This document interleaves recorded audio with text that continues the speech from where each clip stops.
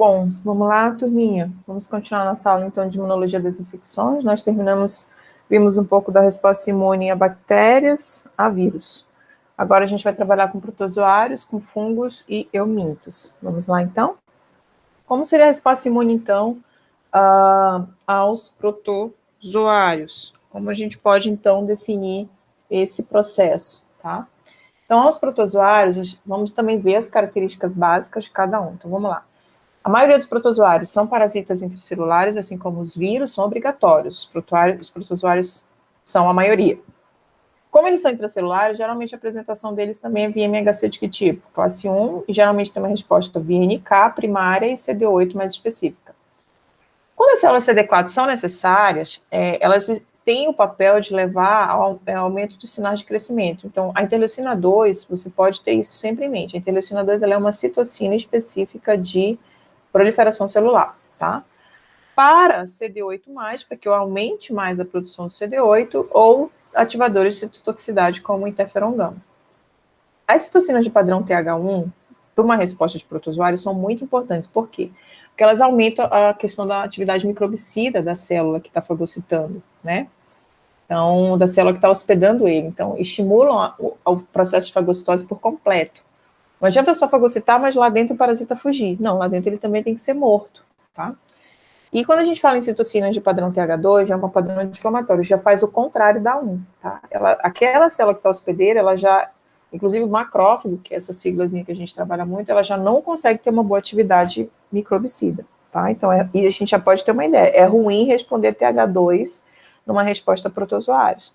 Aí a gente tem exemplos clássicos de dois grupos de protozoários, que é o da leishmaniose e da malária. Então, por exemplo, da leishmania, eles são expressos via MHC de classe 2, então é sinal de que eles estão em vesículas, tá bom? Então aqui a gente já tem a participação de uma célula CD4, ok? Quando é que o organismo está resistente à leishmania? Resiste, consegue controlar. Quando eu produzo bastante interferon gama e TNF, provavelmente via ativação de macrófagos e óxido nítrico. Então isso é um bom sinal. Se eu tenho interferon gama e TNF, eu controlo a leishmania. Porém, eu não posso ter isso exacerbado, né? Então, exacerbação da infecção. Quando a interleucina 4, ela inibe a ativação de macrófagos. O que acontece? Se eu estou tendo pouco macrófago, eu vou ter pouco interferon, pouco TNF, pouca fagocitose. Então, antes eu era resistente, agora eu vou ter o quê? Uma infecção exagerada. Tá? Então, padrão IL4, que é TH2, ó, já não é bom para um protozoário. E a malária? A malária já é diferente da leishmania. Esse aqui já é MHC de classe 2, né, ativa CD4. Aqui já tem uma ativação mais via CD8, ele é mais citoplasmático, ele é intracelular, né. Depende, tem alfa-interferon, inibe a replicação do parasita lá na célula do fígado, né, que é o ciclo da malária muito deletério no fígado, né, e tem os seus estágios também sanguíneos, né, a gente vai ver um pouco aqui, acho que do ciclo. No sanguíneo, sim, o CD4 consegue atuar mais. Por quê? Porque ele vai ativar linfócitos B, né, para produzir anticorpos e conseguir tentar, de alguma maneira, bloquear que esses estágios penetrem novamente em outras células e continue o ciclo. Então, vamos aqui, a gente vai tentar deixar de um jeito bem mais prático, bem mais experimental esse processo. Então, vamos lá.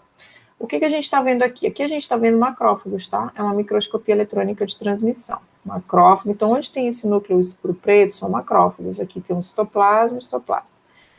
Aqui é um animalzinho que não tem interferon gama. Vamos imaginar que são macrófagos de um camundongo que não tem. Esse sinalzinho aqui é negativo para interferon, e esse aqui é positivo para interferon. E esse animalzinho está contaminado com o protozoário da leishmania. O que a gente observa?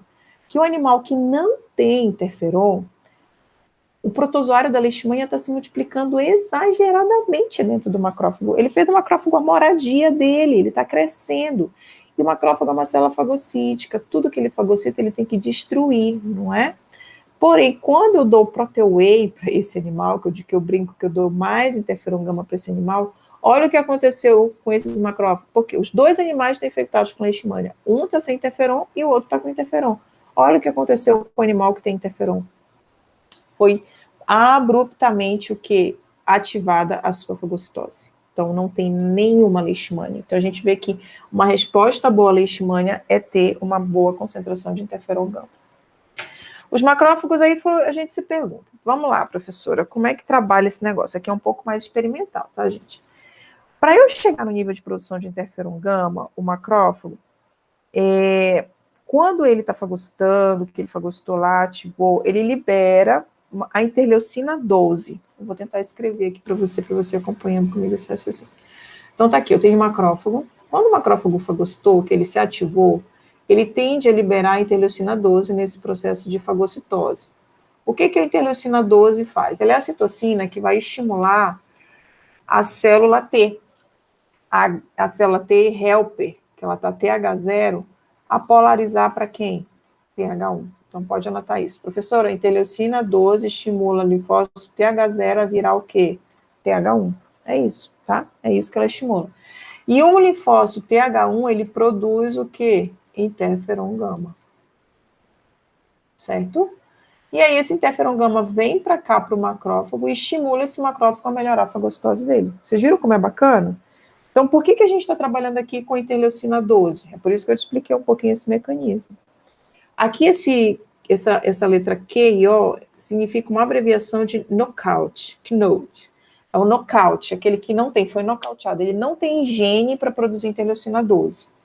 E esse aqui é o wild type, ou seja, é o selvagem. Tá? É o animal que tem interleucina 12. Ou seja, professor, esse aqui tem interleucina 12. E esse animalzinho não tem. Então, vamos lá. Se esse aqui tem interleucina 12, ele vai estimular a TH1 a produzir o quê? Interferon gama. Isso. Então, o que vai acontecer com esses macrófagos? Eles vão ter muitas leishmanias dentro deles? Não. Eles vão ter poucas. Vocês estão vendo aqui, ó, tem até uns pontinhos bem aqui, ó. Mas tem pouca leishmania. Ele tem leishmania, mas tem pouca. Está conseguindo resistir à infecção. Agora, olha o animal que não tem interleucina 12. Se ele não tem 12, ele também não vai ter o quê? Interferon. Olha o tanto de leishmania que tem dentro do macrófago. Então, a interleucina 12, ela é diretamente, vamos dizer assim, ela é muito importante, é diretamente proporcional para a produção de interferon gama. E uma vez assim, ativa a fagocitose, tá? Então, esses animais são mais resistentes à leishmania e esses são mais suscetíveis à leishmania, tá bom? E aí a gente observa também uma outra coisa aqui, por exemplo, um animal normal, que tem aqui pontos de leishmania dentro do macrófago dele, o animal normal mais interferon gama, eu potencializei mais ainda interferon, eu consegui dar uma reduzida, né, nessa quantidade de leishmania, vamos dizer assim, tá mais apagadinho, né, a gente consegue ver macrófago que nem tem, né. E aí, quando eu tenho um animal knockout para interleucina 12, ele não tem interleucina 12, a gente vê que a gente consegue ter ainda alguns grupos de leishmania aqui dentro, né, crescendo, né. Só que aí, o que acontece? Esse animal é knockout para interleucina 12 e eu adiciono interferon gama. Será que eu vou conseguir ter uma resposta melhor? Melhorei um pouquinho mais. Mesmo não tendo interferon, mesmo não tendo interleucina 12 e dando interferon, a gente consegue também promover melhor fagocitose. Então, macrófagos de animal que são knockout para interleucina 12 são deficientes na fagocitose de eritrócitos infectados, né? Então, por exemplo, um eritrócito que está infectado por esse tipo de protozoário aqui, né? Esse macrófago não consegue fazer a fagocitose desse eritrócito, tá? Então, ele também fica deficiente em outros quadros infecciosos, tá? O macrófago, não só para leishmaniose, certo? O macrófago, ele fagocita hemácia, então aqui a gente olhando também, né? Então, esse seria o raciocínio, só fazendo uma correção, não seria leishmaniose, mas seria o eritrócito infectado por esse outro protozoário, né? Então, aqui a gente consegue melhorar, que é o eritrócito, ó, que ele fagocitou, o interferon, né? E é o deficiente em interleucina, são deficientes na fagocitose também. Então, eles têm pouca fagocitose de eritrócitos, né? E quando eu dou interferon, eu melhoro um pouquinho mais essa fagocitose do eritrócito, certo? Bom, então a gente já conhece isso aqui, resposta imune específica de padrão TH1, já te expliquei mais agora, interferon gama vai ativar o macrófago para ter mais fagocitose, melhorar a morte, aumenta também ligações de proteínas do complemento para melhorar essa fagocitose, e a interleucina 2, que é autoproliferativa, e interferon gama para ativar mais ainda linfócitos T citotóxicos, tá bom? Não precisa explicar isso, porque a gente já viu isso em aulas anteriores, tá? Ah, a professora Sara passou muito rápido. Não, isso aqui a gente já viu em aulas anteriores, tá bom? E aí também uma outra via de ativar neutrófilos, de um certo modo, né, para também facilitar a fagocitose, tá bom? Aí, ao mesmo tempo, a gente tem uma resposta com TH2, o que seria o padrão TH2, as citocinas mudam. Então, aqui, em vez de ter interferon gama interleucina 12, eu tenho IL-4, e IL-4 já estimula a produção de anticorpos do tipo IgE, que são anticorpos de neutralização, né, que se ligam também a mastócitos e promovem desgranulação, liberação de histamina, né, que ativam também os eosinófilos, promovendo degranulação, de alguma maneira, dos grânulos enzimáticos aí presentes, né, que participam tanto de respostas alérgicas quanto eumínticas. E aí também, essa resposta, ela suprime a ativação de macrófago. Então, aqui ela bloqueia, tá? Aqui o macrófago estava ativado, mas a citocina secretada por ela suprime a ativação do macrófago. E aí, como é que ocorre essa infecção, então, gente, da leishmania? Então, tá aqui o mosquito vetor, né? A saliva, está presente na saliva do mosquito as formas infectantes, promastigotas. Essas formas, elas se dividem, né, por uma assexuada, né, formam suas formas promastigotas metacíclicas, que diferenciam, né, onde, quando elas são fagocitadas, vamos dizer assim, pelos macrófagos, elas pedem o flagelo. O certo é o lisossomo vir e interagir com a estrutura. Essa fotinha aqui tá errada, ela teria que perder já o flagelo quando ela entra, tá? Ela se transforma na forma bem amastigota. Mas aí vamos dizer que aqui ele cria um mecanismo de escape que não deixa o lisossomo se ligar nessa vesícula. E aí ele fica totalmente numa forma mastigota. E ele consegue se libertar e consegue se multiplicar, crescer, ó, multiplicar dentro do macrófago. E essa forma mastigota vai e infecta novamente outras células e aí vai crescendo e se multiplicando dentro do organismo, tá? É aqui que ocorre, então, essa suscetibilidade, como a gente olha aí nessa imagem. Então, a gente brinca que o macrófago é o lar docilar da leishmaniose. Mas por que isso aconteceu? É sinal que eu estou com pouca demanda de interferon gama em óxido nítrico, tá? A gente tem como ver isso em algumas linhagens de camundongo, que é como também alguns indivíduos respondem. A linhagem BALB-C é uma linhagem que tem um padrão mais TH2. A linhagem 657 Black, mais TH1, tem inflamatório, interferon, aqui pouco interferon. E o C3H seria um meio termo, né? Então, aqui o macrófago é muito inativado, aqui o macrófago já é mais ativado. O que é um macrófago inativado, como vocês estão olhando? É aquele em que a leishmania cresce muito dentro do macrófago. O que é um macrófago ativado? A leishmania já não cresce dentro dele. Ok? Então, aqui é o que a gente chama de polarização. Aqui é bem polarizado, aqui é bem polarizado. Isso aqui depende muito do estímulo que ele recebe para polarizar. Então, o camundongo BALB-C, a gente supõe que ele tem uma baixa produção de óxido nítrico, enquanto que o TH1 já tem mais. Por quê? Porque o óxido nítrico é um produto de macrófago bem ativado. Então, se aqui eu estou com pouco macrófago ativado, consequentemente eu tenho pouco óxido nítrico também. Eu me torno mais suscetível à leishmania, que eu me torno mais resistente. E isso também seria uma resposta muito semelhante ao protozoário do Trypanosoma cruzi. Da mesma maneira, eu ficaria suscetível com baixa de óxido nítrico, com pouco macrófago, e aqui eu ficaria resistente também. Da mesma maneira eu posso avaliar. Ok? Então, esse seria um pouco da brincadeira que a gente mostra como também o sistema imune responde aos protozoários. Vamos avançar. Vamos para os fungos. Não sou estudiosa de fungos, viu, gente? Vou tentar aqui apresentar como é a resposta imune para eles. Varia muito, né, porque os fungos são seres muito variados, de muita estrutura morfológica diferente, né, enfim, às vezes é só um fragmento dele, uma toxina dele que faz mal, às vezes é ele inteiro. Então, na imunidade inata, seria o mesmo princípio, fagocitose e liberação dos radicais de oxigênio, né. Na imunidade específica, teria um óxido nítrico e teria o TNF-alfa, também TNF-alfa, e também pode haver formação de granulomas. Isso aqui seria um ponto que a gente vai abordar bastante. Aqui é muito comum haver oportunismo em pacientes imunodeprimidos, exemplo da Cândida. A Cândida, gente, é um fungo que ele vive em uma relação de amor e ódio somente com as mulheres. É muito comum mulheres terem manifestação de Cândida próxima ao período menstrual ou posterior a ele, quando começam a ter uma vida sexual ativa, e na ingestão de doces. Os açúcares diminuem muito o pH, aumenta muito o pH da vagina, que é propício para que o fungo cresça. Próximo do ciclo menstrual, os hormônios do ciclo menstrual diminuem a baixa imunidade da mulher, proporciona o crescimento da cândida. O início de uma atividade sexual ativa promove uma alteração da microbiota vaginal, o que também promove o aumento de cândida. Então, é muito comum, principalmente também em mulheres. Os fungos, geralmente, como é que o nosso organismo responde a eles? O nosso organismo, ele tenta prender os fungos no local onde ele entrou. é o que a gente fala de formação de um tecido de granuloma, que é essa região bem aqui que eu vou te delinear. A gente vai tentar te explicar um pouco como é que forma um tecido de granuloma, tá? Então, o que é um granuloma? Vamos dizer assim. Então, isso aqui seria uma célula apresentadora de antígeno, a gente já sabe os mecanismos, interleucina 12, bom, se é interleucina 12, então vai polarizar para TH1, é o que a gente quer. Então, produzir interferon gama, TNF-alfa para ativar macrófago, para ele fazer bastante fagocitose, né, macrófago ativado e tal. E aqueles macrófagos do epitélio. O que acontece às vezes com macrófagos do epitélio? Eles se fundem e formam uma grande célula multinucleada, tá?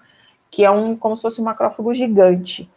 Esse macrófago gigante é justamente para potencializar mais ainda uma resposta imune em loco, no tecido, e às vezes muito favorável à formação de um tecido de granuloma. Então, o que seria um tecido de granuloma? A gente tem uma célula do epitélio, uma epitelióide, poderia ser esse macrófago, e a célula gigante, que é aquele macrófago que se fundiu. E ao redor desse macrófago que se fundiu, a gente começa a ter a aglomeração de linfócitos. O que é isso? É sinal de que nessa região que ocorreu a aglomeração de macrófagos, eu teria os fungos aqui que eu quero bloquear, não quero deixar crescer. Os outros macrófagos são recrutados. Sabe aquela cena, não sei se vocês já assistiram, mas eu gosto de brincar, dos Transformers, Optimus Prime, eu digo que eu sou apaixonada por aquela voz do Optimus Prime, vamos rodar. E tem uma cena de um dos Transformers, que eu não lembro qual é o deles, mas que os Transformers mais antigos, eles estão numa gruta, numa caverna, em que eles se flagelaram ali, né, se mataram para proteger eu não lembro, era uma espada, eu não lembro o que era. E ali naquela caverna mostra que foram vários Transformers antigos que ficaram ao redor daquele negócio lá que tinham que proteger. E eu digo que aquilo ali foi um tecido de granuloma que eles formaram, né? Porque a morte deles ali engessou aquele negócio e deixou protegido naquela caverna aquele item que eles tinham que pegar. É mais ou menos isso, tecido de granuloma.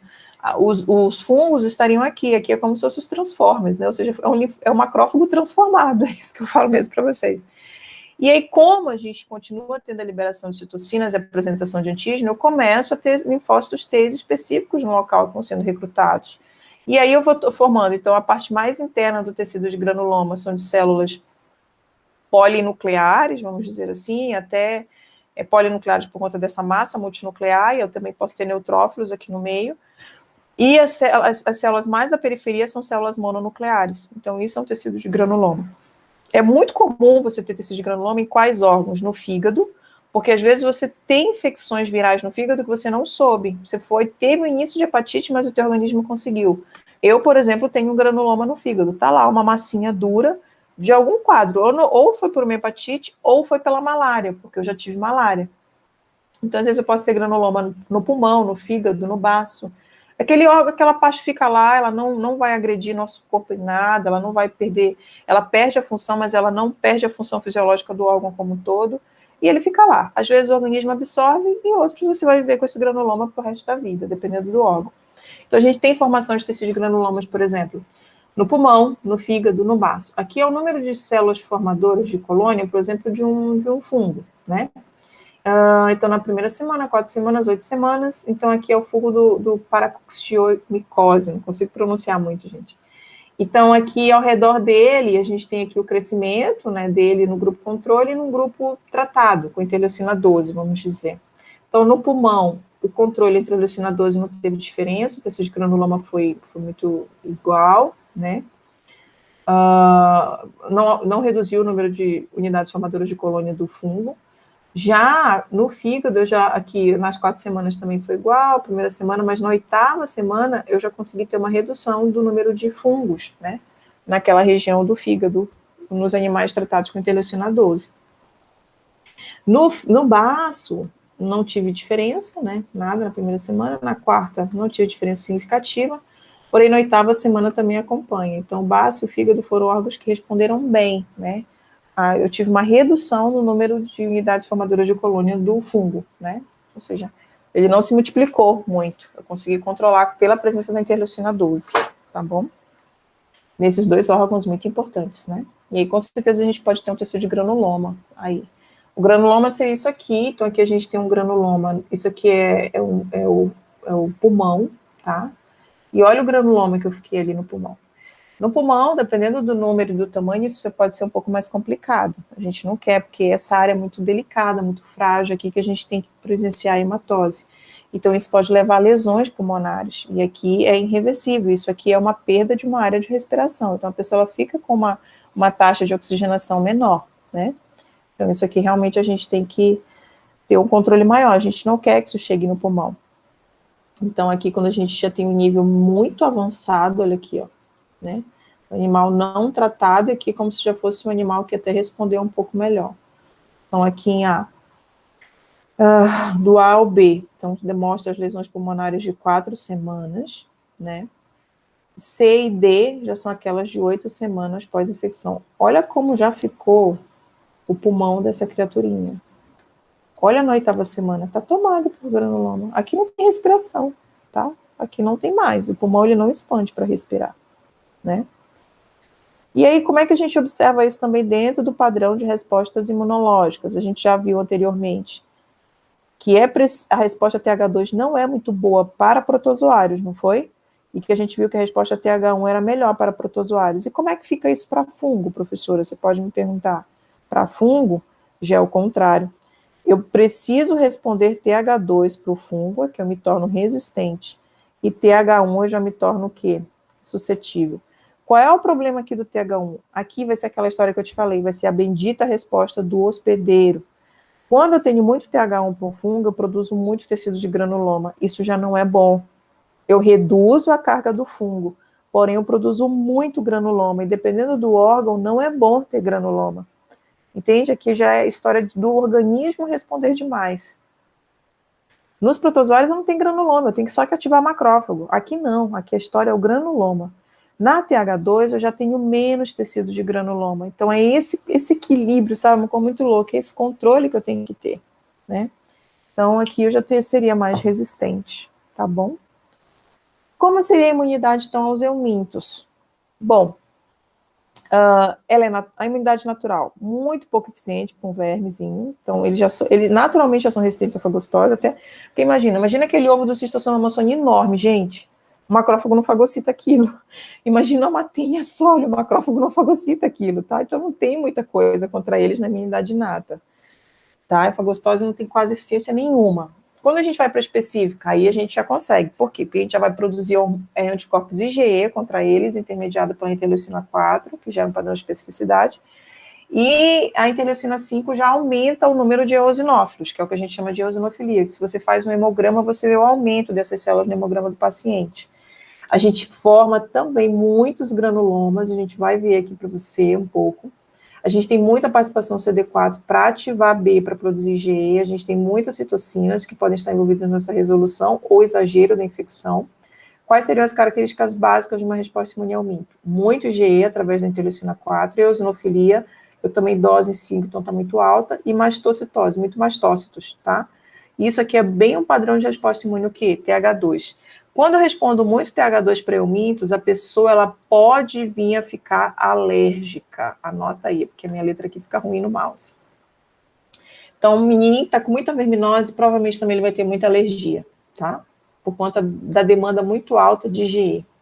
Então, os antígenos são expressos via MHC de classe 2, por quê? Porque os parasitas são extracelulares, tá? Os macrófagos participam sim, tentam liberar o seu óxido unido, o seu TNF-alfa, e as reações são muito granulomatosas. Por exemplo, ao redor do ovo de Schistosoma mansoni, estimula muito CD4, ativa muito macrófago, e a reação da hipersensibilidade, muitos linfócitos T, né, tardios, né, DTH. Papel dos anticorpos nas infecções parasitárias. Então, vamos lá.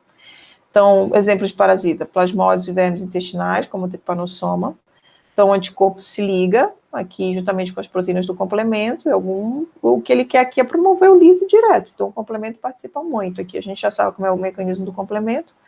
Outro, imagina que é a forma de esporozoito, merozoito da malária, do trypanosoma, do Golgi. O que eu quero é que essas células não migrem para outras, então os anticorpos vão vir neutralizá-las, impedir a disseminação, formar imunocomplexo e limpar.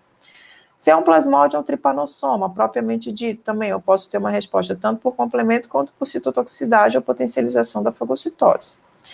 Se é um esquistossoma, né, uma larva gigante, gente, ele não consegue fagocitar, tá? Aqui ele tem que fazer o que a gente chama de citotoxicidade dependente de anticorpo, ADCC, tá?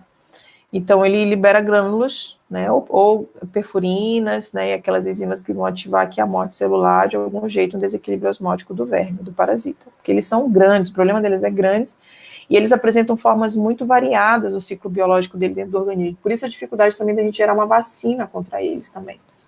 Então, existem vários tipos de citocinas de direcionamento, né, da inflamação.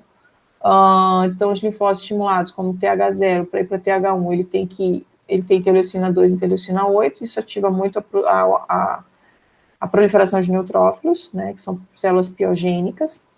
O TH2 tem interleucina 3 e interleucina 5, que estimula muito eosinófilos, basófilos, que dá alergia, então eu tenho muitas essas citocinas, eu fico alérgica. E o padrão TH1, propriamente dito, eu tenho interleucina 2 e interferon gama. Linfócitos, monócitos, células mononucleares, são células gigantes, né, os estiócitos, células epitelioides, lembra? Células que produzem e aumentam a fagocitose. Então, a gente vê o tipo de citocina e o tipo de célula que gera, né? Isso é muito legal. Porque pelo tipo de citocina eu tenho driving, eu tenho direcionamento para determinado tipo de célula, tá? Então, a imunidade contra nematóides intestinais, eu acho esse aqui bem bacana, bem bonitinho, eu gosto muito dessa figura.